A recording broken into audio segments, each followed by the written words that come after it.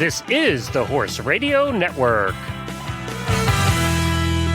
This is episode 1099 of Horse Tip Daily, your almost everyday morsel of helpful hints, useful facts, and practical techniques for horse folks. Brought to you today by Bimeda Equine.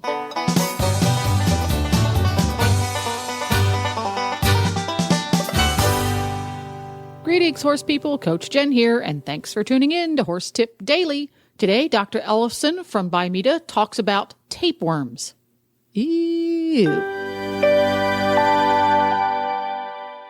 Well, Glenn back with you from the Horse Radio Network, and I have Dr. Ellefson back with me, and he is the Director of Technical Services at Bimeda Incorporated. And, of course, we're talking in our continuing series about deworming, and we've covered many different topics over the last couple of months. Today, Dr. Ellefson, I thought we would cover tapeworms. They're the biggest and nastiest. So what is a tapeworm?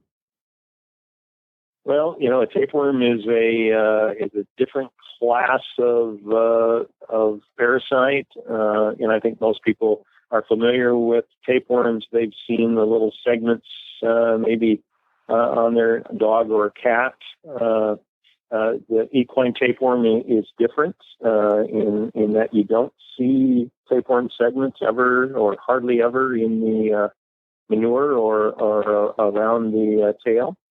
They have an interesting life cycle, which is why we see them throughout the entire United States to varying degrees.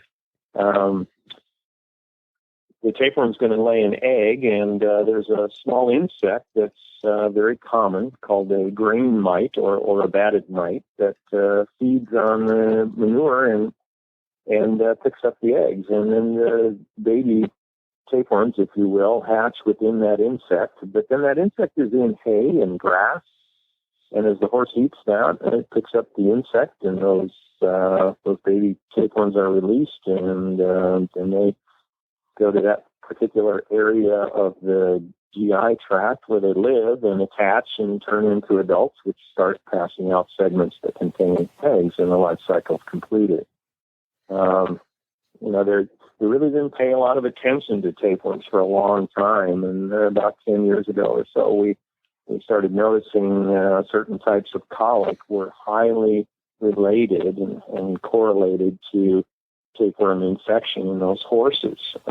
Spasmodic colic, we would see about 1 in 5 spasmodic colics had a high tapeworm load, and a condition called ileal impaction, which is an impaction of the last part of the small intestine before it goes into the cecum and large bowel in the horse.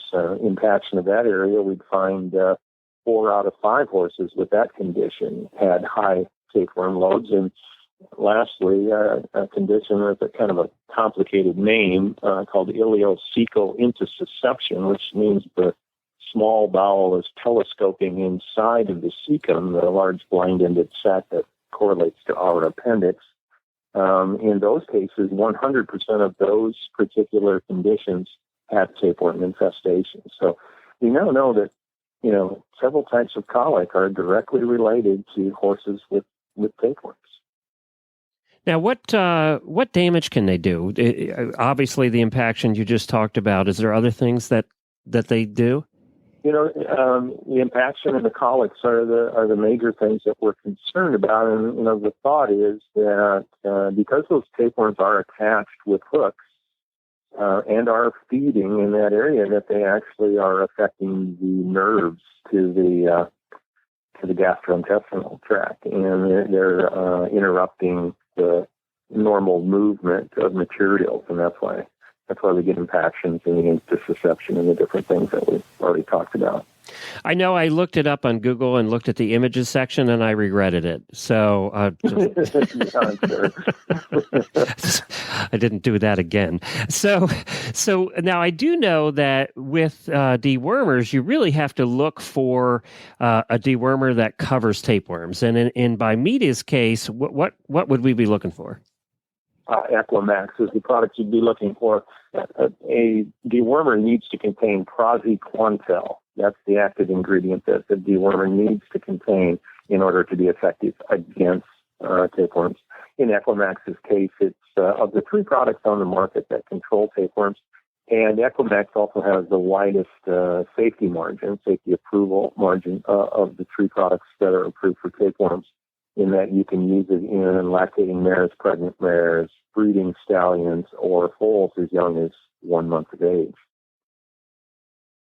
And I like the way the website is set up at BimedaEquine.com. When you go to the Equimax page, you guys are really specific about what things cover, and all the details are on the website, including charts, which makes it very easy to compare it to other products as well. Well, thank you. Yeah, we've put a lot of effort into that and tried to make it as easy for the horse owner as possible. I know some of your competition, you were talking about pregnant and lactating mares, and their products are not recommended for that, or the foals. You really do have one of the products that has one of the widest coverages that way. Correct. That's true. We're very proud of that fact. And that's Equimax for tapeworms. Of course, there's many other different products. You can find them all at BimedaEquine.com, and just go on there. They have all kinds of sections on there, from deworming plans to which parasites are which. If you want to see some nasty pictures, they probably will provide you with that too. Then all the different equine products they have, which are a number of them. So you can find out all the details to all of them at BimedaEquine.com. Thank you so much, Dr. Ellefson, or Dr. Dave, for joining us. We really appreciate it. Thank you, Glenn. It's been a pleasure. Well, there you have it. You can find links to today's guests at horsetipdaily.com. The Horse Radio Network and the Horse Radio Network hosts are not responsible for statements of guests or their opinions. Use your own judgment when listening to the tips provided by the experts on Horse Tip Daily.